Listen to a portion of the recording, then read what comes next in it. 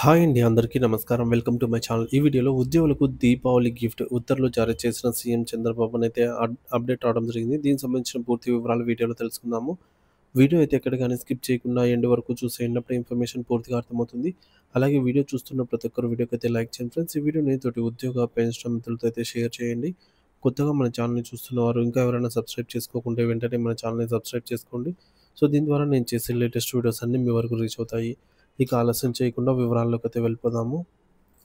Friends, ఇక విషయానికొచ్చినట్లయితే ప్రభుత్వ ఉద్యోగులకు చంద్రబాబు దీపావళి గిఫ్ట్. అధికారంలోకి వచ్చిన కూటమి ప్రభుత్వం ప్రభుత్వ ఉద్యోగులకు తీపి కబురు అందించేందుకు సిద్ధమైంది. కీలకమైన డీఏ, జీతాల పెంపు, పీఆర్సీ వంటి ప్రధాన డిమాండ్లే కాకుండా ఉద్యోగుల పదోన్నతులు చేపట్టేందుకు కీలక నిర్ణయం తీసుకుంది. పదోన్నతుల కల్పనకు మంత్రివర్గ ఉపసంఘం ఏర్పాటు.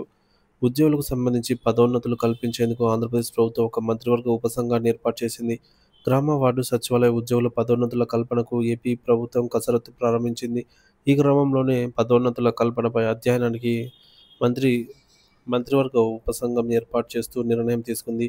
10 మంది మంత్రులతో సబ్ కమిటీ ఏర్పాటు చేస్తూ ప్రభుత్వం ఉత్తర్వులైతే జారీ చేసింది.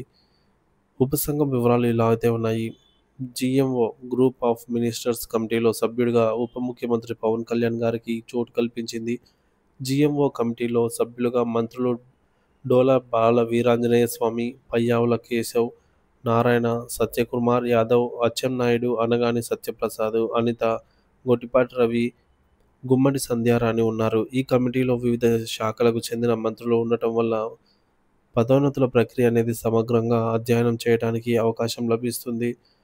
ఉపసంఘం విధి విధానాలు, బాధ్యతలు ఏ విధంగా ఉంటాయంటే, నియమించబడిన ఏపీ మంత్రి ఉపవర్గ సంఘం, మంత్రివర్గ ఉపసంఘం గ్రామ, వార్డు సచివాలయ సిబ్బందికి పదోన్నతులు ఇచ్చే విభాగాలు, పద్ధతులపై అధ్యయనం చేయాలని ఏపీ ప్రభుత్వం ఆదేశాలు జారీ చేసింది. ఇది సచివాలయ ఉద్యోగుల దీర్ఘకాల డిమాండ్లలో ఒకటి. అంతేకాకుండా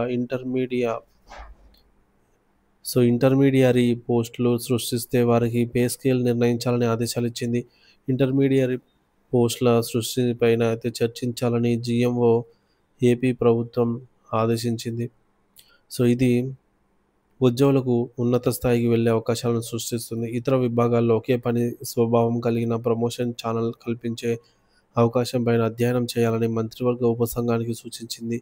ఇది వివిధ శాఖల్లోని ఉద్యోగులకు సమాన అవకాశాలు కల్పించడానికి ఉద్దేశించబడింది. పదోన్నతులు ఖరారు చేసేందుకు సంబంధిత విభాగాలకు సూచనలు జారీ చేయాలని ప్రభుత్వం ఆదేశాలు జారీ చేసింది. పదోన్నతుల తర్వాత హేతుబద్ధీకరణ, నిబంధనల ప్రకారంగా ఖాళీలు భర్తీ చేసే పద్ధతిపై ఉపసంఘం చర్చ చేయనుంది. ఇది ఉద్యోగుల పదోన్నతులతో పాటుగా కొత్త నియామకాలకు మార్గం సుగమం చేస్తుంది. త్వరగా నివేదిక సమర్పణకు ఆదేశం. వీలైనంత త్వరగా అధ్యయనం పూర్తి చేసి సిఫార్సులతో కూడిన నివేదిక ఇవ్వాలని ప్రభుత్వ ప్రధాన కార్యదర్శి కె. విజయానంద్ ఆదేశాలు జారీ చేశారు.